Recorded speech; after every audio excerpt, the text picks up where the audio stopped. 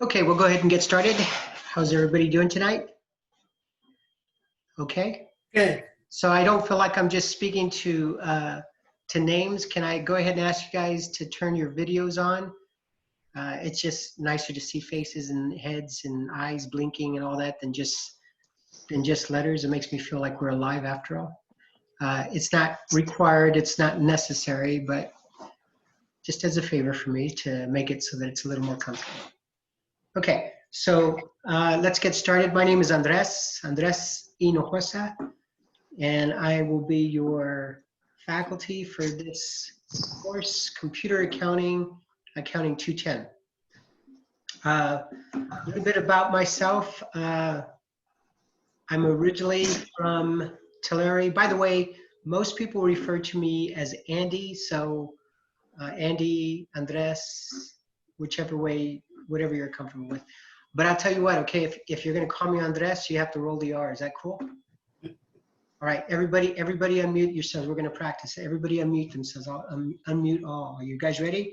On the count of 3, you're gonna say Andres while rolling out. Ready? 1, 2, 3. Andres. I didn't sound very Mexican this time. All right, okay, go ahead and mute everybody back. Where everybody can mute themselves, I guess. Yeah, I'll mute all. Here we go. All right, so I'm originally from Tulare, born and raised in Tulare, moved down south to go to school for a little bit. While I was going to school down south, I married my wife, who was also from Tulare. She moved down there with me, and then she didn't like Los Angeles very much, so we moved back to Tulare, which was a good thing because I ended up finishing up my undergrad and graduate degree at California State University of Fresno. Go Bulldogs. Oh, look what I have on there. See that? So big Bulldog fan.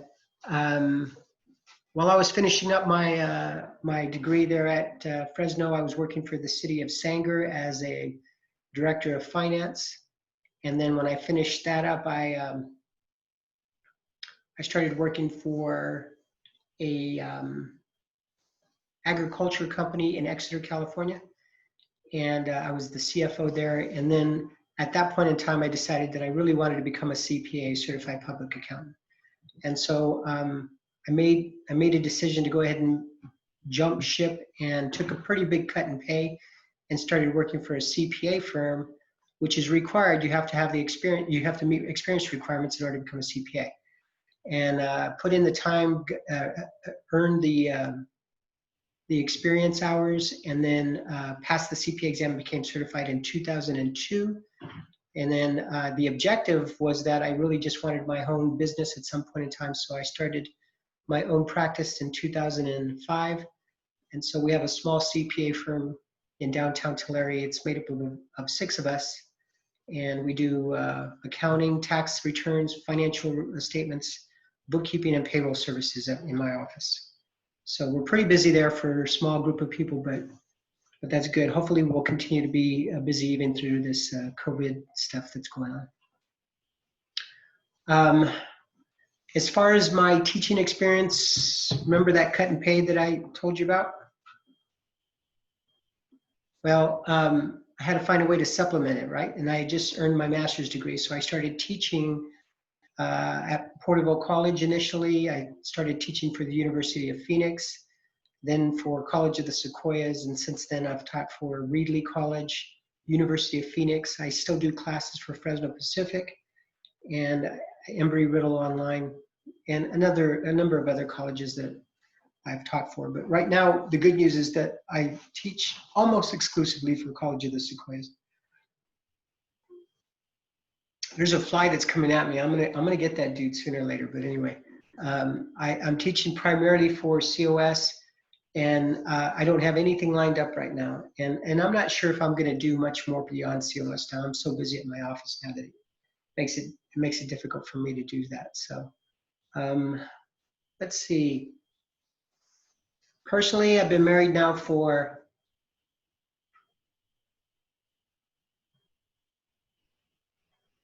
I'm not real good with numbers. Let's see. Okay, 31 years. 31 years. to the same person. Who does that? Who does that anymore, huh? And you know, and it makes me mad because all my friends, they've had like 2 or 3 wives, and I just ended up with one. I don't know. How did that work? I mean, somehow I lost out on that lottery. But anyway, she puts up with me. Obviously, you can see what she has to put up with. She puts up, so thank God I've been blessed to have somebody that puts up with me for 31 years. And so we have a beautiful little girl. I call her little girl, but she just graduated from Fresno State. Go Bulldogs. And I'm glad because I'm running out of money. I'm just running out of money. And so at some point in time, she's going to have to figure out how to take care of dad, right? Don't you think? I think so. Yeah. I think that's a good idea. The only problem is that we only have one kid, so all my eggs are in one basket, and if she doesn't come through for me, I'm going to the nursing home. I told her no nursing home, but I don't know. I don't know. She says maybe, maybe not. It's kind of up in the air. So even before the pandemic, I didn't want to go. I told her long before I didn't want to go to a nursing home. I don't know. We'll see. But anyway, what else do you need to know about me personally? Anything else? Questions, issues, or concerns about me? Okay, so let's see. The first thing we can do is I'm going to go ahead and share my screen, and we'll go ahead and kind of go through the course and the requirements. Can you guys see my screen right now? Just a desktop. Can you guys see that? Okay. And now you can see Canvas? Okay. So here's the front page of our course, Computer Accounting. I don't know, I'm a little confused. I'm scrolling through here. Can anybody give me any hints as to where I might want to click? I don't know. Any hints? I'm confused. Start here. Oh my goodness, let's try start here. That's a good idea. Let's do that, all right? So we did that, it's coming up. And what you have are 4 or 5 links actually that I want you. The first thing is probably the most important part of our course, and that is the syllabus. So let's go ahead and pull up the syllabus. I'm going to put your pictures off to the side here so that I could see you. If it looks like I'm looking at another screen, it's because I'm paying attention to your faces to make sure you guys are not falling asleep. You're probably going to fall asleep anyway. But okay, the first part is just a kind of rehash of what I talked to you about. There's probably a little more, a little less information there. I don't really remember what I put on there, but you can take a look at that. The course information, our class started on Monday. This is strictly online. There are no required live or Zoom meetings. This was an optional. I did call for this to be an optional Zoom meeting tonight at 7 p.m. and I posted that. I also believe that a USB flash drive is recommended. Although if you guys are using computers at your home, then you could probably just use your computer at home. But the USB flash drive would be helpful if you know, particularly, and which makes it nearly impossible right now, if you want to move from one computer to the next, well, you'll have all of your data files on that one flash drive, and you can work off that flash drive. But if you're working at home on one computer, I will tell you that the Quickbooks trial software is not compatible with Mac computer. So there's no way you're going to be able to complete this homework using Macs. There's just no way it can be done. We are actually learning the desktop version of Quickbooks. There is an online version which I've really thought about using it. You know, I really thought hard, especially now with the pandemic. But my staff hates it. They want nothing to do with it because it's not as robust as the desktop version. And what you're actually seeing now is a movement not to online, but rather remote access. In other words, you can access computers remotely and actually run QuickBooks off a machine that appears to be remote. And that's really where I think the future is. Not so much for the online version, because the online version isn't as complete. So what you're probably going to see, if you're not able to just use your computer right in front of you, you're probably going to use your machine to access another machine that runs it remotely. So for that reason, we're staying with the desktop version. Unfortunately, we don't have a desktop version loaded on our remote computers on campus, but that's something that I can look into that will allow our students to actually access QuickBooks remotely. So I'm going to look at that. We can't do anything for this semester, but maybe the next semester or even the following. So anyway, this is a QuickBooks course, so you're going to be learning about all the accounting process, including the bookkeeping, accounts receivable, accounts payable, the payroll process, bank reconciliations. You can take a look at how it's listed there. The materials required are listed here. We are using QuickBooks Pro 2018. I think I had one student ask me, why are we using 18? Well, because it's a pretty big migration to go from one version to the next. So we're going to stick with 18 probably for this year, and then maybe next year we'll move up to the latest versions at that time. We moved to 2018. I bet you it was 2018 when we did that. Yeah, that's when we did it. So we'll stay with 2018 for, almost certainly through this this semester and next year, this calendar year, and then we'll see what happens. All right, I will go into more specifics on how this trial software will work. Hopefully, maybe some of you have already done some of this, and you can actually tell us, because I don't really go through the process that you go through, but I certainly want to help you to get through there to get it so that it's done. Course goals are listed there. You can read at your leisure. Student learning outcomes are there. The course content, that's really a listing of every chapter we have, so you can read through that. Here's what's important for you to remember. There's late assignments will not be accepted. There is the exception of Chapter 1. All assignments must be submitted using eLab by the due date and time listed on the calendar. So Chapter 1 assignments are not to be done in eLab. Chapter 1 assignments can be submitted in Canvas, and we'll take a look at why that's the case and why that works for us. There will be no makeup tests or quizzes, so you have to make sure you get them done. And so so that addresses the assignments. The question always is are there exceptions? And yeah, there can be some exceptions for late assignments, but the example would be a medical emergency. Okay, if you've got something that had to be addressed, if you broke your leg on Sunday morning, you know, and you were in the ER all day long, okay, I get it.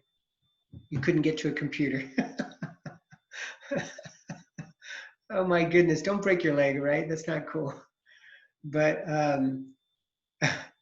but you know, that's the kind of thing. If you tell me that you had a really rough week this week in your work and things were backed up, that won't work. It's got to be something that's probably more like a medical emergency type situation. By the way, that does extend out to your immediate family. So if you've got a child or a sister, brother, or father or mother that you're taking care of, I'm very sensitive to that because I'm a big family person. So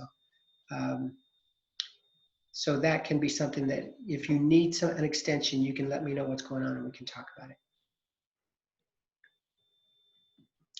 Okay, so the next important thing we need to address is the discussions online. Now, this isn't a true online class. This is not a live class that was moved to remote. This is a true online class. It's been that way since last semester. So there's really no accommodation, so to speak, that I'm making this for being moving from live to online. I'm running this class as much as I always have. I've done this class now for a year and a half, and I've run it remote or run it online. So we're doing it exactly the same, with the exception of I used to have like a workshop, a live workshop, where we would meet at the college or the campus and do exactly what we're doing today as an option for students who are confused on how to get things done. Okay, but that's the difference now. The difference is that we're doing this using Zoom. We're doing this remotely. And then the other difference then is I'm actually, when I have office hours, I'm actually posting it online and making sure that everybody knows. I'm sure you've already seen a number of announcements telling you, hey, I'm here and I'm available in Zoom. So That's another thing that's a little bit different. Before it was just like, oh, figure it out, you've got my office hours. But because I'm not in a physical location now, and it's very convenient for me to just go online and post this, I'm making a point to let all of you know when I'm available, okay? Now, I will go over my calendar as well, so you can actually see exactly when I'm available anyway, or know when I'm gonna be available, but you'll always get posts when that's happening anyway. Okay, let's focus on discussions. Students will be required to participate in weekly online discussions. The online week will begin on Monday at 12 a.m., which this week started at 12 a.m. on Monday and end on Sunday at 11:59 p.m. So Sunday will be our first week. We'll be done with the first week, start at the end of Sunday. Each week, the instructor will post discussion questions to the discussions forum located in Canvas. During the online week, students will be required to post one reply message that contains 2 well-developed paragraphs and clearly addresses the discussion questions. The instructor will not consider a single sentence paragraph as well developed. So a single sentence paragraph is a no-go for me, all right? Scott, you've got to elaborate a little bit more on that. Now, after you've replied to the discussion questions, you then need to post 2 replies to 2 different students. So that's a total of 3 posts. The first is to the reply, and then 1 post to 2 other students, or 1 post each to 2 different students. All right. So your replies to the students must be substantive, and we can define that as show evidence of critical thinking and meaningful interaction with the posting, as well as course resources. And then you can also ask engaging questions or provide insight into the discussions, okay? So this is what I'm looking for. I'm looking for you guys to interact, somewhat taking the place of what might happen in a live classroom, so that we have a substitute way of making sure that it's not completely independent of talking to one another and learning from each other. Just because we're online. This is not a remote class by definition, in that you're or distance learning by one single individual. This is a class, and so you should be interacting with others just like you would in a physical class. When we're talking about your posts, particularly the ones for 2 different students, both quantity and quality are important considerations when posting substantive messages. For example, I agree is not considered substantive because it does not add anything of substance to the discussion. A single sentence post will not be considered substantive, okay? I don't care how many times you say I agree and how many different ways you say that. Even if it takes you a whole paragraph to explain how much you agree on something, it won't be considered substantive. You need to add something to the discussion.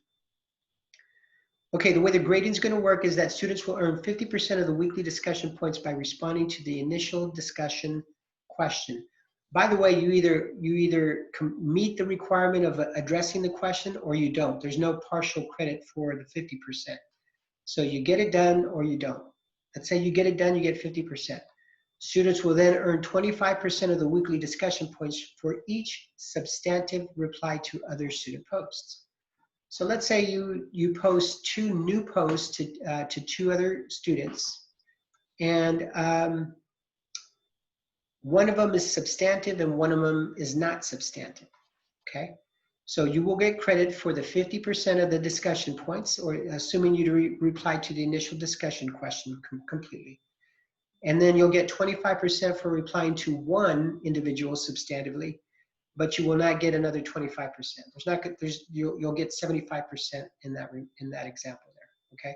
So the point being is that this is hit or miss. You either get the 50, the 25, and the 25, or you get 0, 0, 0, or you get 0, 25, 0, or any combination of those numbers, all right? So make sure. Now, just because you post, let's say you post 5 messages and all 5 are not substantive, you get 0 points for that. They have to be substantive. They have to meet the qualification, okay?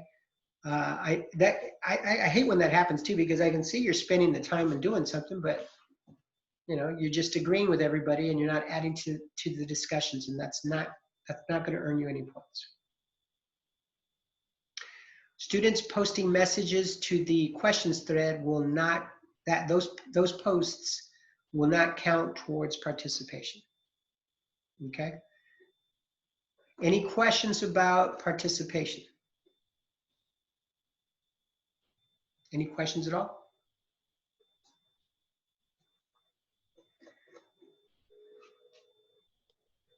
No, not yet.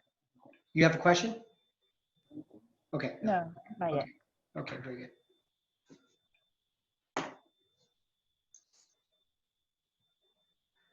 Okay, so the drop policy, if you want to drop from the course, you should drop yourselves. I'm not going to automatically drop anybody, so make sure you do what you have to do to get dropped. If you don't even access Canvas by tomorrow evening, I will drop you from the class. But I think most of you must have at least received my post messages, so you're here, so you will not get dropped. In fact, everybody who has accessed Canvas at least once during this week will not get dropped. The grading will be as listed as followed: the exam, homework assignments, quizzes, comprehensive problems, final exams, and discussion participation. Those are the points associated with it, and you can see the weight associated with it as well. Okay? Any questions about the point structure and how they work? Very good. This is the grade system I'm going to be using. I'm not very creative. I'm an accountant. All the creative accountants I know are either dead or in jail. Okay, so we don't do much creativity here. We follow the normal A, B, C, D, F. If you do get like an 89.5, that will round up to a 90, so you will get an A. Computer use permits are really not relevant, right? Because we're not working in the labs at the school. Food or drink is prohibited while you're working on your homework. No, you can't do it while you're working on your computer. I'm watching you, so don't do that.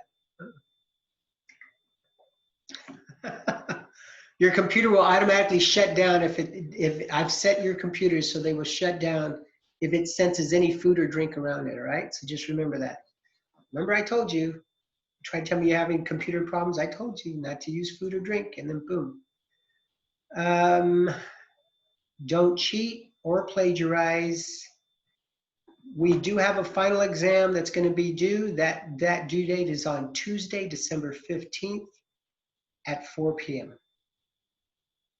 Okay? All right. Any questions so far on any part of the syllabus? Well, you guys are a lively group tonight. Sorry to keep you guys up. Okay, so let's go to the calendar. Okay, so I'm gonna blow this up just a little bit. Not much, just a little bit. Okay, so the first week is kind of laid back for the most part. The reason being is because I know it takes a little bit to get everything up and running and ready to go. So the first week, you're pretty much just getting everything in play, getting all your training materials, all of your software in play. It says that you have a homework due date of 8/24, but there's really nothing listed as homework, so I guess that. I don't think we have any real discussions this week either. Did we set up any real discussions? It's just kind of an introduction. Let's go look. I ask you guys questions and you don't even talk to me. Nice. Okay, so week one is just the introduction. And by the way, it says not graded, so you don't have to worry about your participation requirements this week. Oh my goodness, Margarita, you were the first one there. Look, that looks familiar. Oh, you look just like the picture that you have on your Zoom. That's awesome. All right. Looks like Natalie. Let's see. Oh, yeah. Wait a minute. That looks familiar. Nice bike. Oh, is that your dog? I can't hear you. You can unmute yourself. I said, yeah, we just got her. What's her name? Sophie. Ophie? Sophie. Spell it. Sophie. Sophie. Okay. That's a real name. What if somebody around isn't like named Sophie and at the same time? supposed to name dogs like Butch, not Butch, No. Spot. No. Puppy. You could be like Mexicans. We just call them like dog.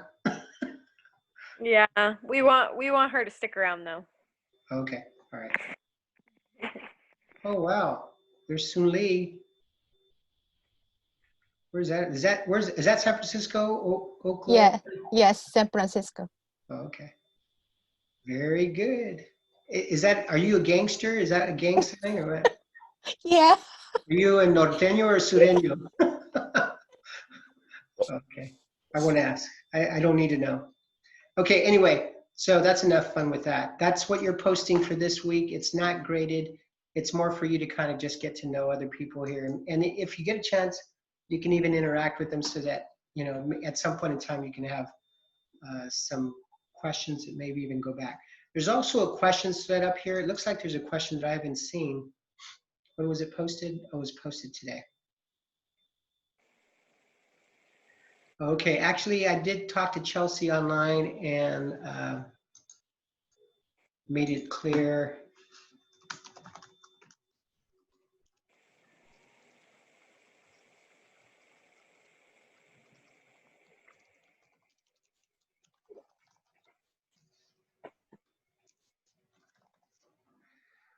Okay, so now if you have questions, you can post them here. My preference is that you actually email me the questions or find a way to get to my Zoom meetings during my office hours because it'll be easier for me to kind of see what you're talking about and maybe address questions or we can look at each other's computer screens, okay? But if you do have questions, you could post them here or send an email to me, whichever is more convenient. I think I'm much better at responding to emails. Have any of you ever emailed me before? Did you get a response within a short, how long was your response time? Go ahead and unmute yourselves. How long was the time?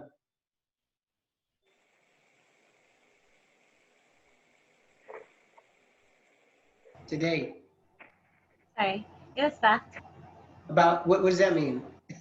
Like 2 seconds? 5 hours? 2 days? Shit. She Can can't you even hear hear.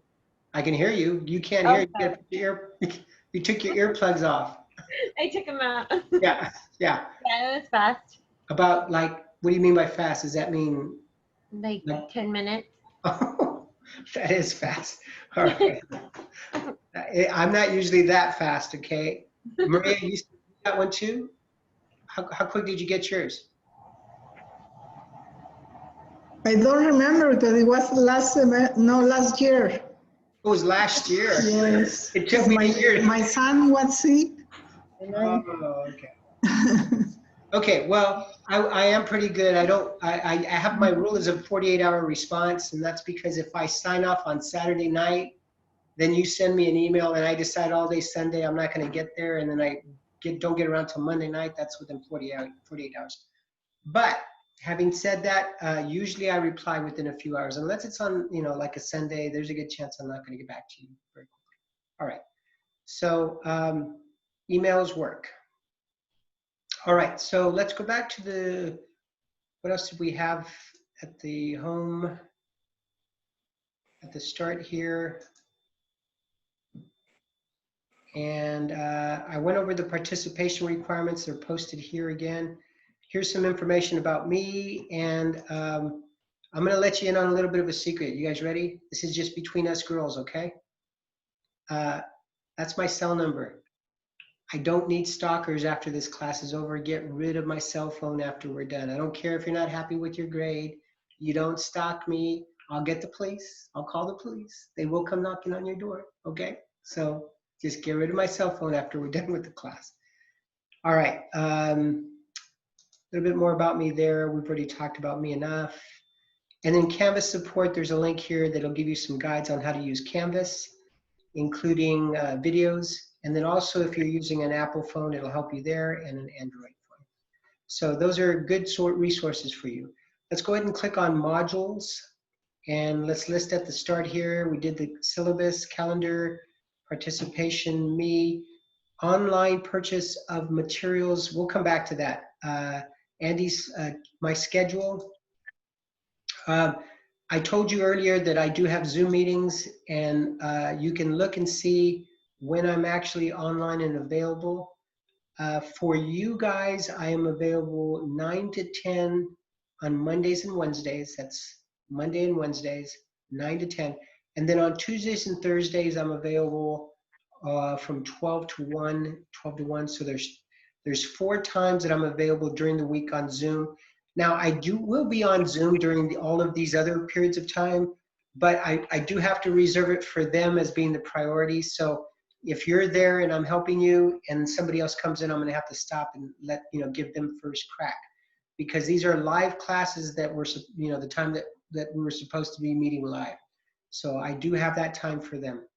I'm also available virtually by email, and all the way until 6 o'clock, but there's times when I am actually available and look at things before I go to bed. So you have my office hours.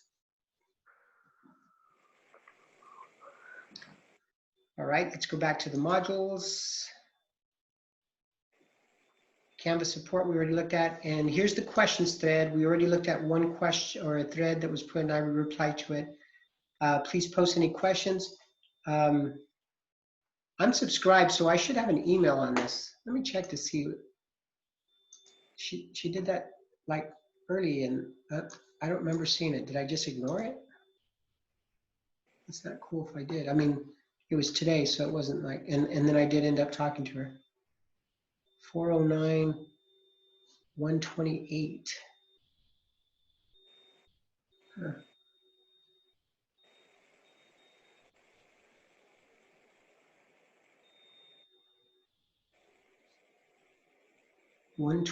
Oh, 1:28 a.m. in the morning. Oh, she did this in the morning? Not supposed to send a message to me that early.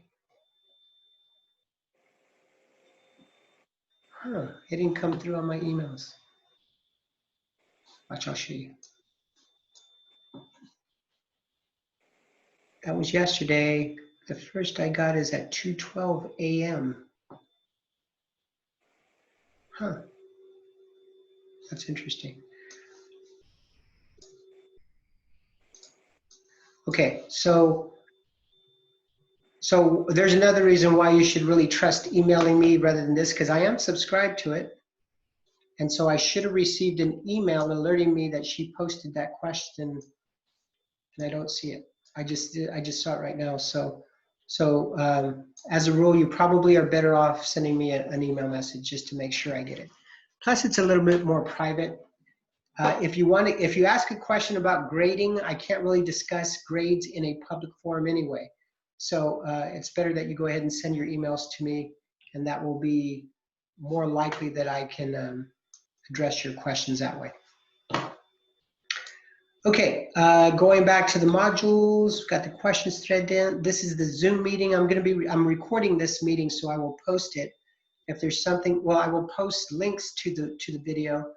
So if there's something that you remember we went over that you want to remind yourself how it's done, then you'll get that opportunity to do that. As well as other students that weren't able to be here, they'll be able to see it as well. Okay. Okay, from then on, from here's where we get started on the materials itself. So before I do that though, let's click on this online purchase of materials. Let's see what this tells us. Okay, so here's essentially what you need to do in order to purchase your book and your access to eLab, I think. Does that come at the same time?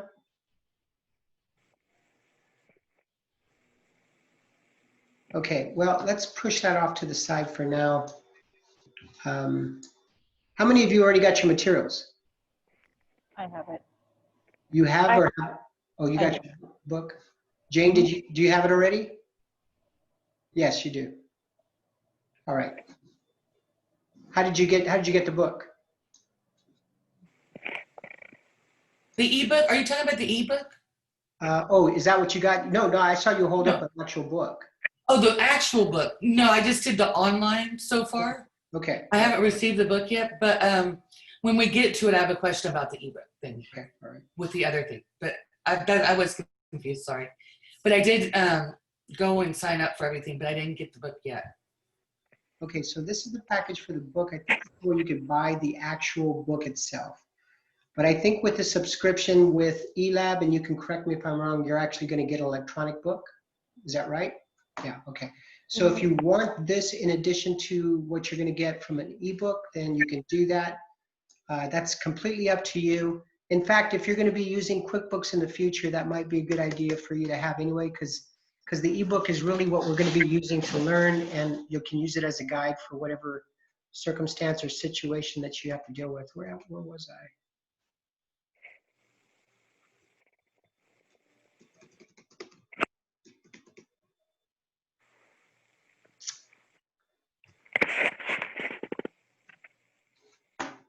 I must have moved it over here. Oh, there it is. I'm moving all screens all over the place. Okay.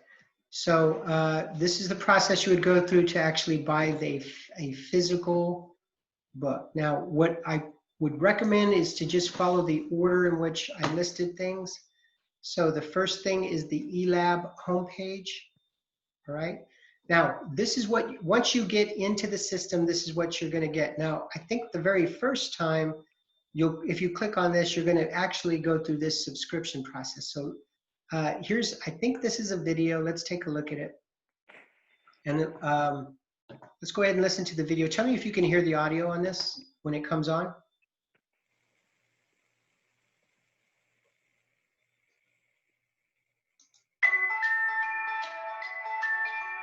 Can you guys hear that? Yeah. Okay. Yes.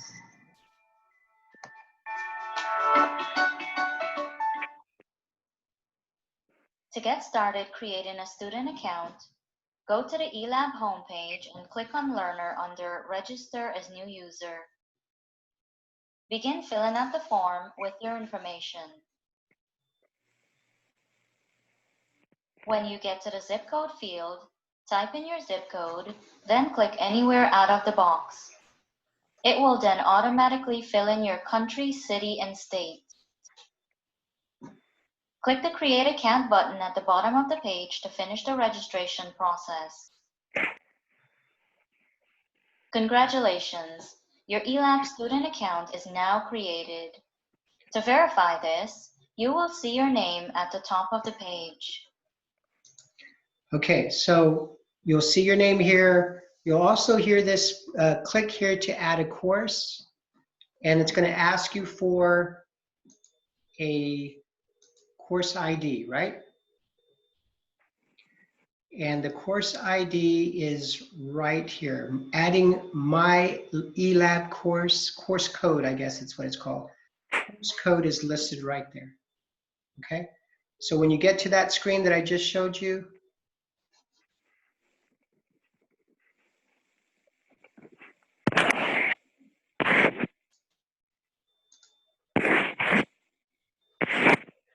when you get to that screen,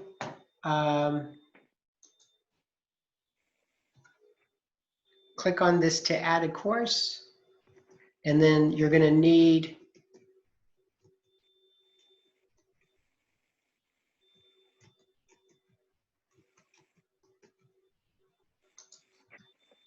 that code to add the course. Okay, you guys got it? Now, once you've done that, you're done with eLab, and then you'll be able to see what's in front of you. So I'll click on eLab now, and this is what you should see once you're logging into eLab, or it should be something similar to this. I don't know if my screen is different than yours, but you probably aren't going to have all these, but you should maybe have these options here, maybe? I don't know. But you'll click on the assignments, and then you'll see this. Does that make sense to you guys? All right.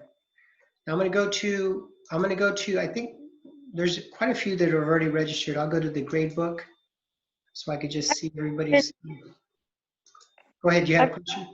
About, okay, I put in the course ID and then it asks for the key license or whatever, or the redemption code. That's on your QuickBooks. That's a different process. Oh, okay. Does that make sense?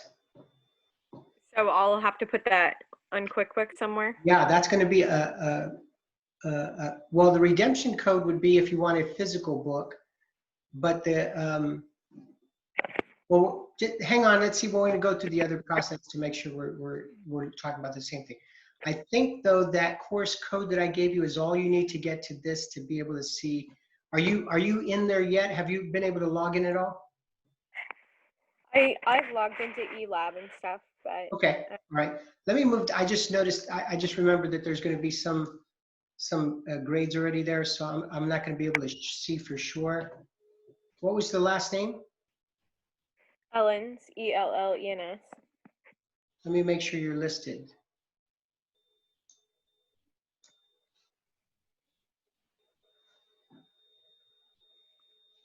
What was your first name? Natalie.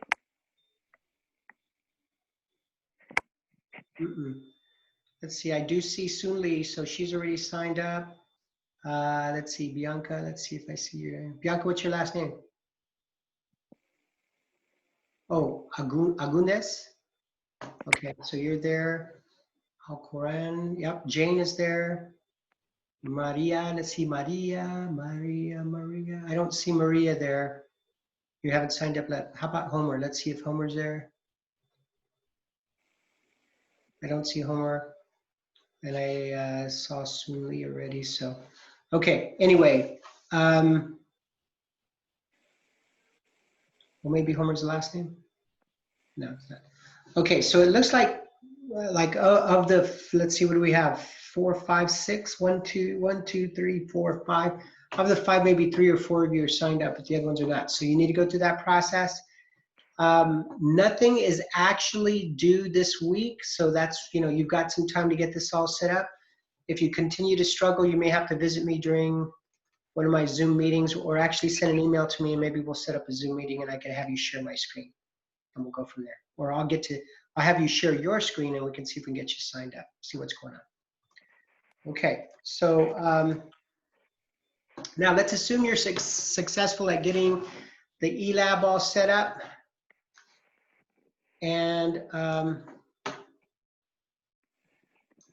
me go ahead and pull Canvas back onto the screen.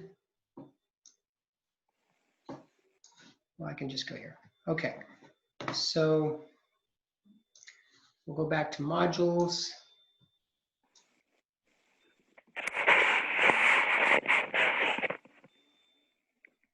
And let's say we've got eLab done, we've got the eLab student account set up, and you've added the course.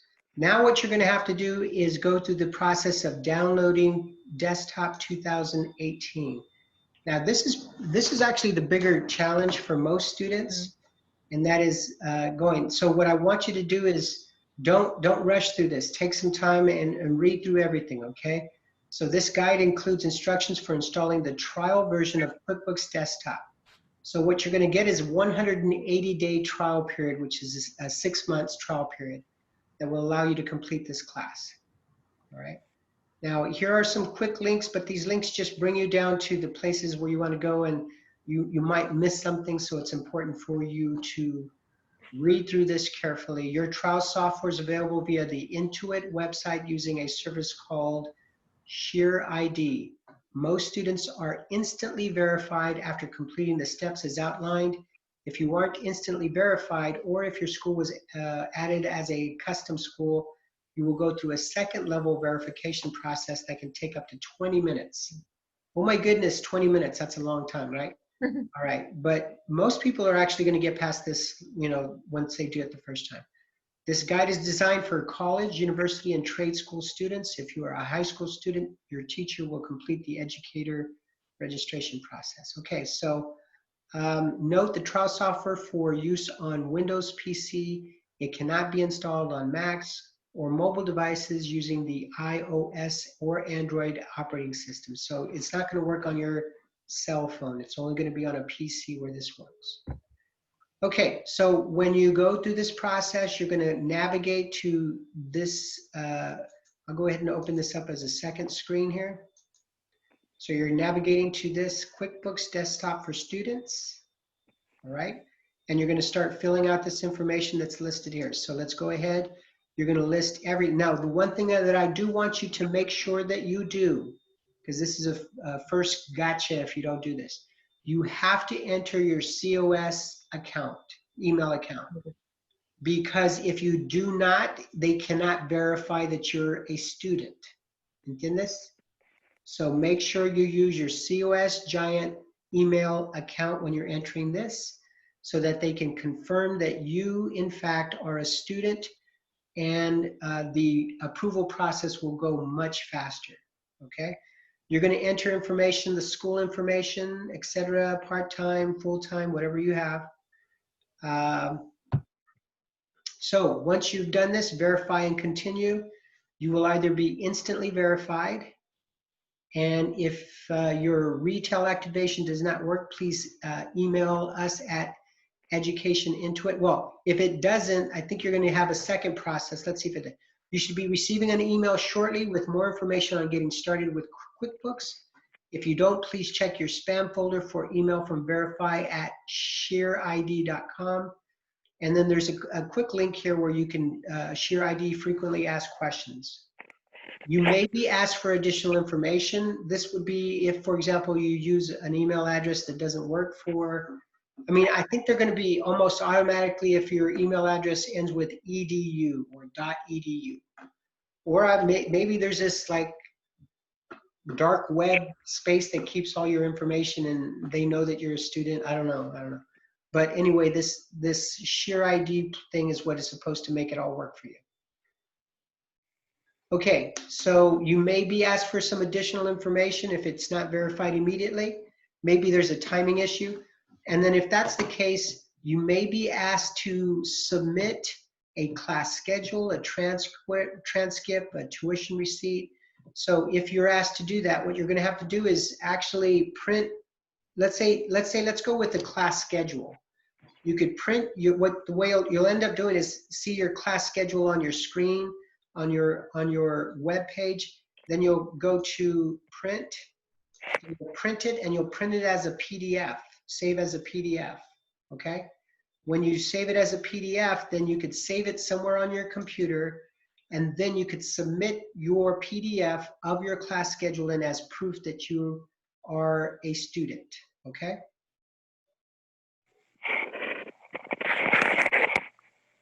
Where were we?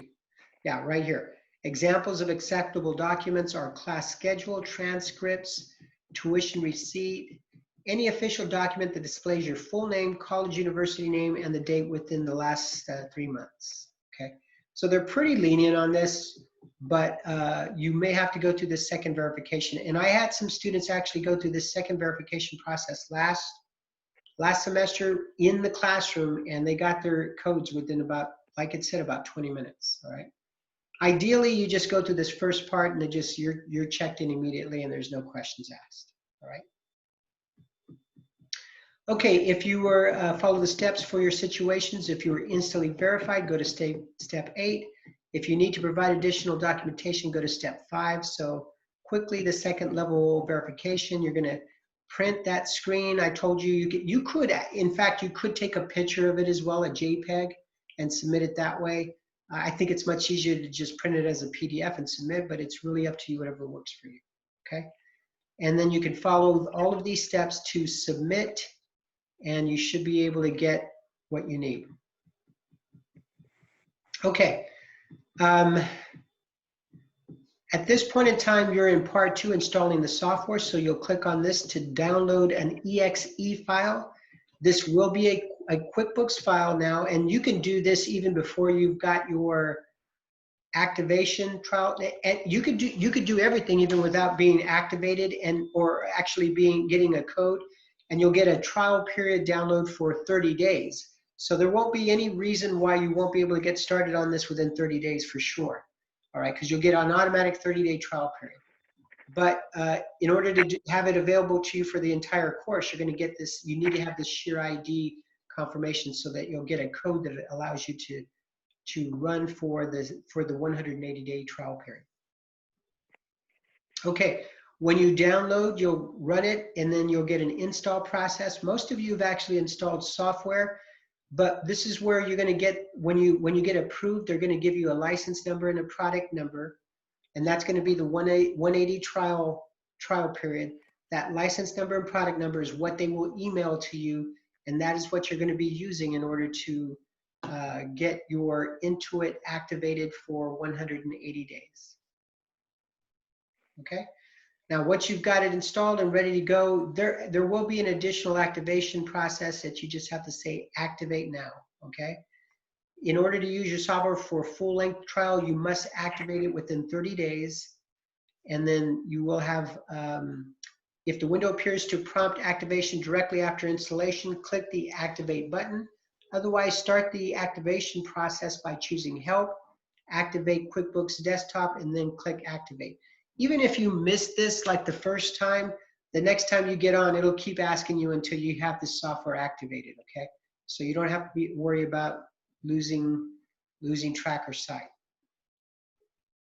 Okay, now, once you want to activate it, they'll ask you again for your email address, your name, phone number, and that's simply just creating a QuickBooks account, and a couple of information steps that you'll ask. You can answer these in almost any way you'd like to, but I will suggest that you always use your COS Giant email account. That way there's no question that you are a student. Okay, so once you've got the license number and the license number and the product number, you enter those in, you've activated the software, you should be good to go from then on. The only thing that you want to, and your book will continuously remind you that you need to do this, is toggle to Pro QuickBooks 2019 and earlier. Anytime that you go into your QuickBooks software, you will have to go through this process. You'll click on the File menu, and then once you click on File, you'll see at the bottom, it'll see toggle to another edition. And then from there, you will choose QuickBooks Pro. And you'll have to do that every time you go in and start working, okay? It's not going to automatically set in QuickBooks Pro. You have to tell it to switch to QuickBooks Pro. And by the way, like I mentioned to you, don't panic if you forget, because when you're working through the textbook itself, it'll constantly remind you that that's what you have to do. Okay, there's some common questions that you can address. Maybe that will help. There's also some support. If you need some support or anybody to help you through that, please take a look through those support avenues. When you get registered for eLab,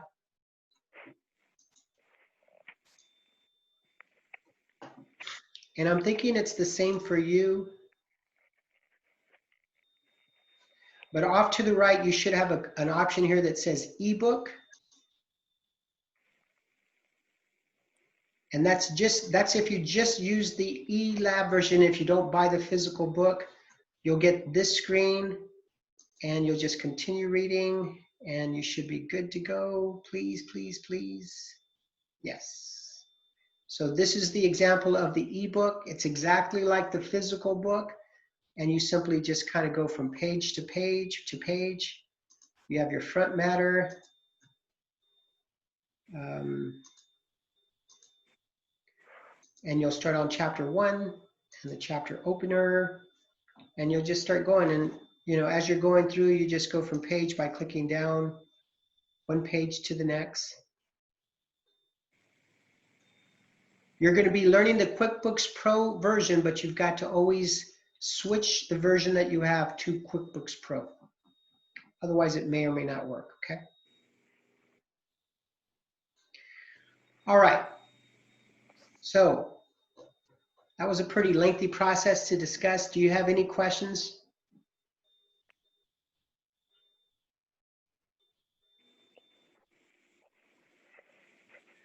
Okay, so what I want you to do is do everything you can to get that solidified, done as quickly as possible.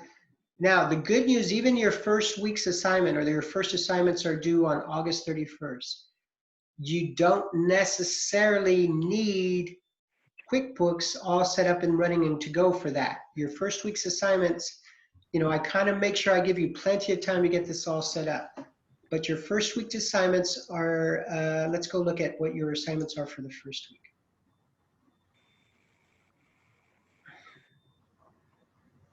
Apply your skills 1-1.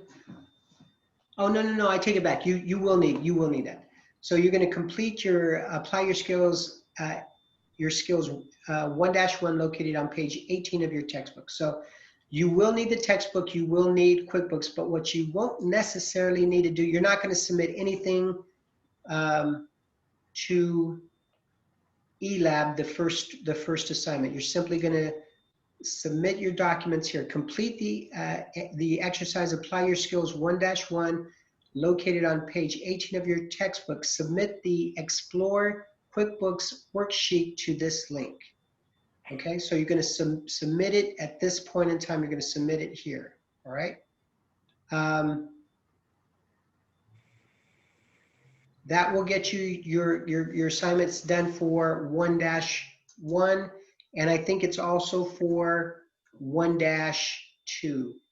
Yeah, there's 1-1 and 1-2. Both of these are due August 31st, and you're just simply following the instructions of what is required, you know, through the chapter 1, and you will then be submitting your worksheets here. Now, the question becomes, well, what are we submitting? Now, what you're going to be doing after you've installed and you have your QuickBooks all up and running, ready to go, you're going to go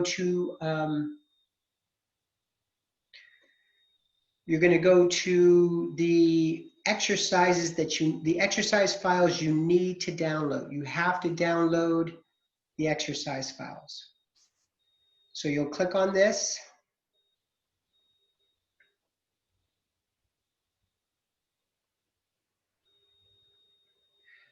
And I always get, because I don't start to scroll down, but you'll scroll down. Here's a video to show you what you need to do. Here are your exercise files. You'll just keep scrolling down until you get to the picture of the book that you really want. Here is the download files. Spring 2020 download files. Looks just like the picture, right? Are we looking at the right one? Yeah. No, that's the wrong one. Hang on a second. This is the one you want, the desktop version. So it says, I'm going to point to it. It's right here, okay? Exercises for QuickBooks 2019. No, that's not what we want either. Oh, there it is. Comprehensive, QuickBooks Desktop 2018 Comprehensive. Here's what we want here. Download company files. You guys see that? That's what we want.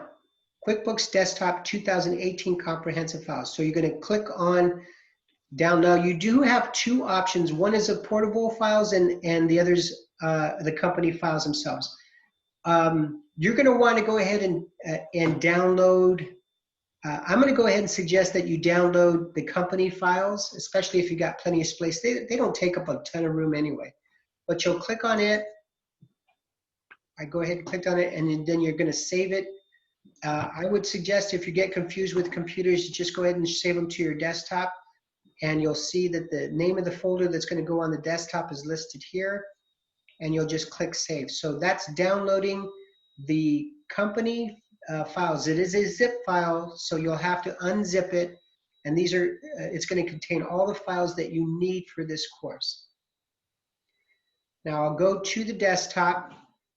I don't know how familiar you are with computers and how they work, but your desktop is this area here. Here's what I just downloaded. This zip file, I'll double click on this. And now I go into Windows Explorer, and you can see all the files that I have here. And I'm going to go ahead and select extract all, and then I'm going to place it. When I extract it, I'm going to place it in a place where I know that I can look for those files all the time. So I'm going to browse to where I have all of your files set up. So I'll go to, make this a little bigger here. I'm going to go to College of the Sequoias, Fall 2020. These are folders I have set up. So it's the way I organize stuff. You just have to see how you organize things on your individual computer. And I'm going to go to Accounting 210, and it doesn't appear like I have any files there. I'm going to create a file that says QuickBooks folder or QuickBooks files. So I'm going to create that file, and I'm going to select it. That's the folder I'm going to, and then so that's the folder I want all of these files to be extracted to, and I'm going to click extract, and all those files that are in that zip folder are going to be extracted into the folder that I just created.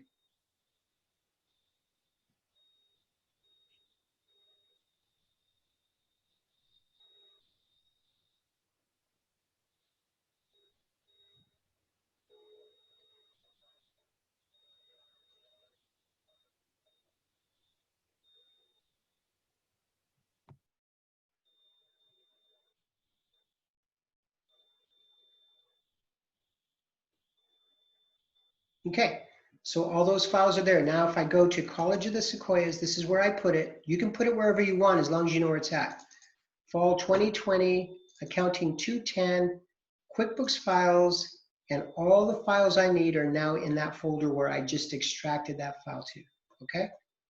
All the files, including, and this is what you want to be paying attention to. At first, you're seeing all these company files, and these are where you see QBW, that's a QuickBook working file.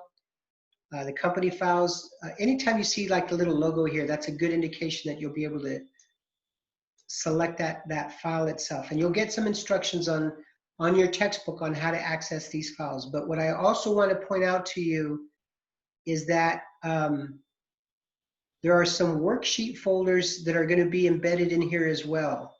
So like this customer list, this is something you'll be using later as well. Let's see. Explore QuickBooks worksheet. I think this is one of the ones that you're going to be using for chapter 1. And then you might be using this worksheet as well, EYS01 preliminary steps worksheet. I don't think that one, but the point being is that if we go back to, where are we?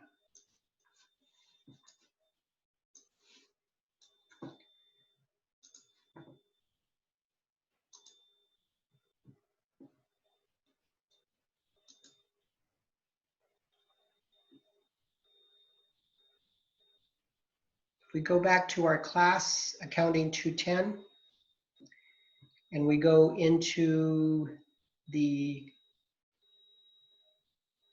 assignments,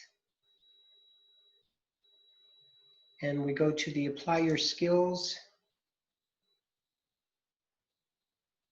explore your QuickBooks worksheet. Didn't I just see that right now? Say yes, you saw it.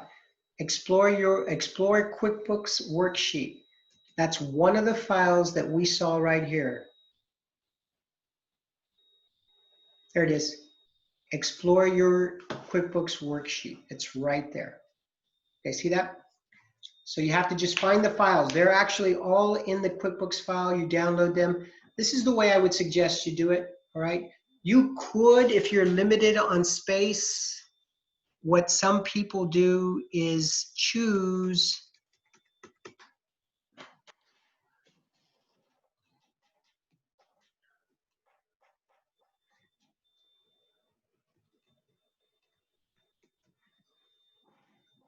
to download the portable files, which makes them a little bit smaller. But even if you download a portable file, you're going to have to convert it to a QuickBooks file, and that's one extra step, okay? So, and the textbook will go through the process of doing either one.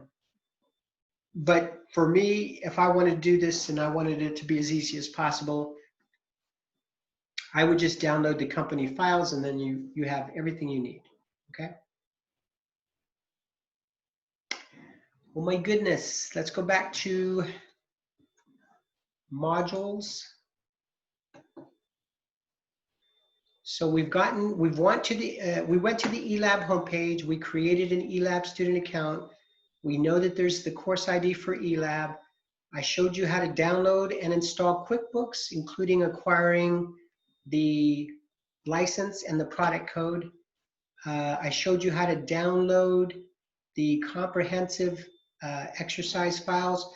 And then if there was a question, I think earlier about the ebook, there's a link here.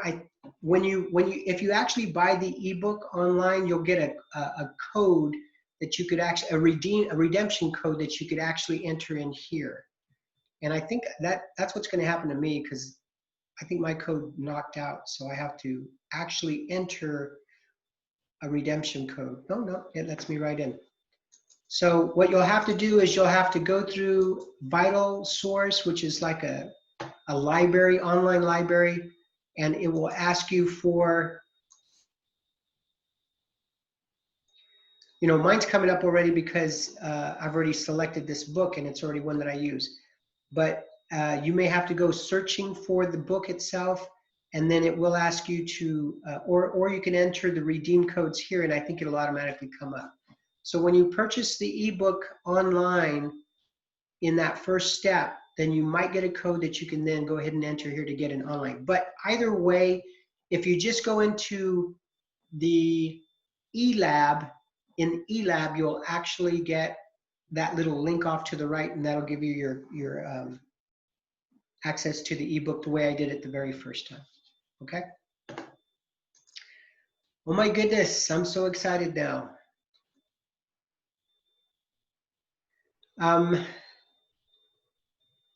There's also a little image here to show you how to export to Excel.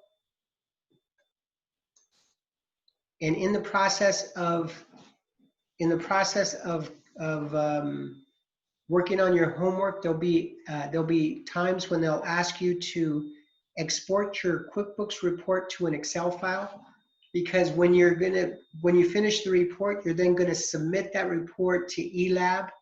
eLab grades your reports, and so they will make a determination as to whether it's right, wrong, left, right, and then you'll get an immediate feedback. And when I say immediate, it's maybe sometimes within about an hour or so. It'll give you feedback as to whether or not you're right, wrong, left, right, or straight. Okay, so it's important for you to understand that whatever you export to Excel has to be uploaded exactly the way it's been exported, okay? Now, if you export and submit the wrong Excel report, you're going to get a zero, complete zero in what you submit. And just so that you know, the software counts the number of rows and the number of columns and looks for specific numbers in specific areas. And if it doesn't see that number, if something's missing, it will mark it as incorrect, and you'll get partial points, or you'll get a reduction in your scores. Okay? So all of this is computer-based. It's all graded by computer. And in some cases, you might get confused because it doesn't make sense. And if that happens, send an email to me, and I will go look and see what's missing or why it didn't work for you. In fact, I know that's going to happen because that happens every semester, where people are convinced that they've submitted the right report, and then it turns out that it wasn't the right one after. So the grading system works. It works all the time. I haven't come across a time where it's not working. Now, the good news is for your homework, you have unlimited submissions.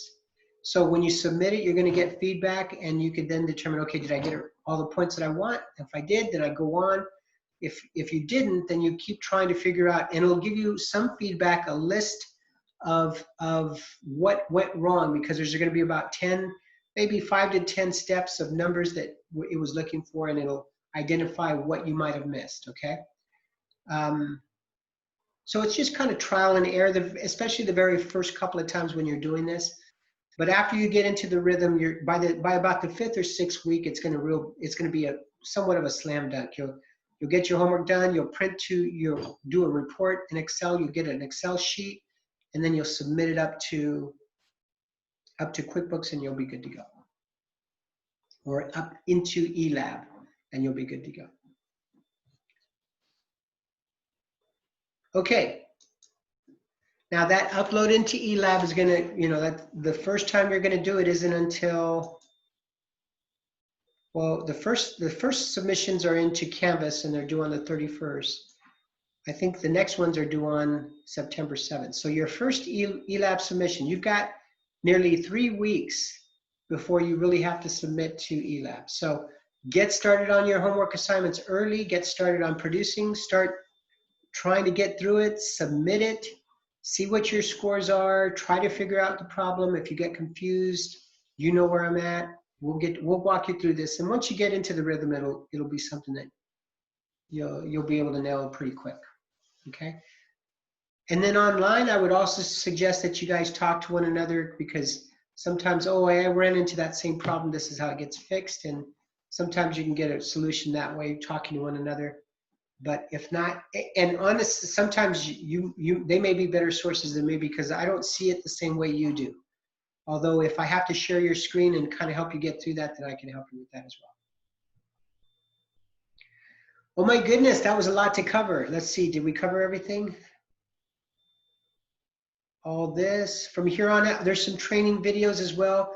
Look through the videos as well. It takes a little bit of time, a little bit of effort. But look through the videos so that you can see that you're doing everything that's correct. This is the ELAB training videos, all right? They'll show you everything that you need to do. And then, so really that's the first week, is I really want you to spend more time figuring out how to do things. Get the software loaded, get everything up to date, get your license codes, everything you need, and then go from there. Now you will have a test every week, and in fact, you'll have chapter 1 quiz that's due in ELAB. This one is completed in ELAB. The quizzes are done in ELAB. So apply your skills.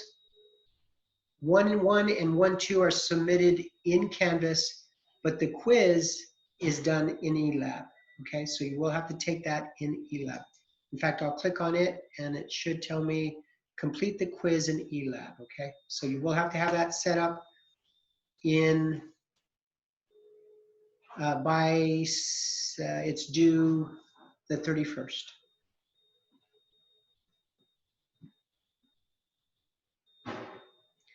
Okay, and then once we get past that first 2 chapters, then it just becomes repetitious. It's the same process. Every week we're covering a different chapter. So week 4, we're covering chapter 3, 5 is 4, 6 is 5, all the way down. Then we will have a little bit during the weeks where you have to take a unit test. You won't have additional information, additional chapters to cover, but I do post that you will have a comprehensive learning project, just so that you know it's identified here as due December 14th, but I posted here in week 7 so that you can get started on it sooner rather than later, because it's comprehensive, and you don't want to wait till like 2 days before it's time to submit it that you get started on it. All right. That was a lot of information to get in an hour and a half, right? An hour and 15 minutes. But you can do it, and I'm here for you if you need. You know my email. Don't call me. Well, you can call me if you need. But you have my email. You have my office hours, and you know when I'm online anyway. And if there's nobody else involved, I can see what I can do to kind of help you as well. Okay? Are we good? We'll get through it. I have a question. Okay. The quiz and test only one time? Yes, the quizzes and tests are only one shot. The homework assignments, I say it's unlimited. It's really, I think the maximum I could set it to are 20, 20 uploads. Okay. After about 2 or 3, you're going to throw in the towel anyways. Well, 2 or 3, and you're going to call me and say, or email me and say, what am I doing wrong? And then after that, once I show you that, it shouldn't take you at least another 2 or 3. And like I said, after about 4 or 5, you're just going to say, forget it. It is what it is. Yeah, so, yeah. Go ahead. So for the test, just from the book? Yep, just multiple choice, that's all. And it's nothing like the problems, they're just multiple choice questions. So okay, it's more conceptual. They're pretty easy. If you have your book open, in fact, if you have dual monitors or access to a machine that has more than one monitor, what I would do if I were you is I would open up my textbook in one monitor and then take the quiz on another monitor, and that way you can kind of flip through your textbook and answer everything. If you've got a physical book in front of you, then you can just hold that next to you while you're taking your exams. Oh, we have a time? Usually, how long does it take a test? I don't think it's time. I don't know. What's it Oh, say? okay. You try it? Okay. I got like 100 million tests, so I don't know. I don't know what I do. Let me go see.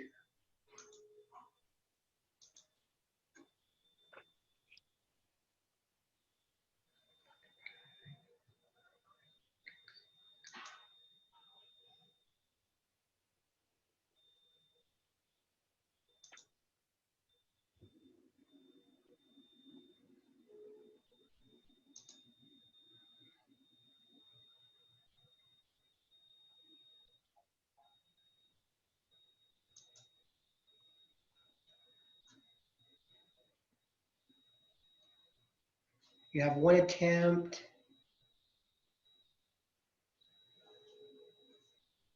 I don't think it's timed.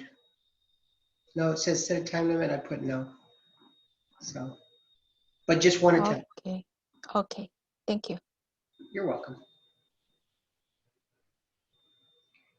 Any other questions? I'm excited now. It'll be fun. But it will take you a long time, at least initially, to get everything set up. So plan on spending quite a bit of time to get everything set up. Don't get too terribly frustrated. Try to keep focused and patient. And then if you need help, I'm available for you, okay? Are we good? Okay, I'm gonna go ahead and end this meeting, and I will post this video links probably by Saturday. I need some time off because I've been working way too hard, so. Okay, everybody good? Okay. Yep. Thank you. Well, I have one question. I had one. Okay, Yes. so on one of those links, it takes you to the virtual source bookshelf. Yes, Start building your library. Did we go over that? I mean, yes, that's the vital. okay, so That's the one where you get a redemption code if you purchase the ebook. oh, okay, that's what I wasn't sure about. So you purchase the ebook, then you get the redemption code. Right, and then you can go search for that and you'll enter that redemption code and then. And that's the 180 days or 40 days, 140, whatever that was. It's got to be. I think you said. You need it for Okay. 6 months, so I'm sure it'll be that. Okay. Okay. Okay, I just wanted to make sure, and that's the only one we need to do for that bookshelf. For that, yes. Okay. Thank you. You're welcome. I'm just like right now, I'm trying to make sure I get everything. I know it's a lot. I get it. Okay, guys. Have Thank a you. wonderful semester. I'll probably see you online sometime, or online in the discussions or wherever. Okay, I'm going to end the meeting. Stay safe. Wear your masks. Have a wonderful semester, and we will see you guys when we see you. Okay. Thank you. Bye. Thank you. Thank you. Bye.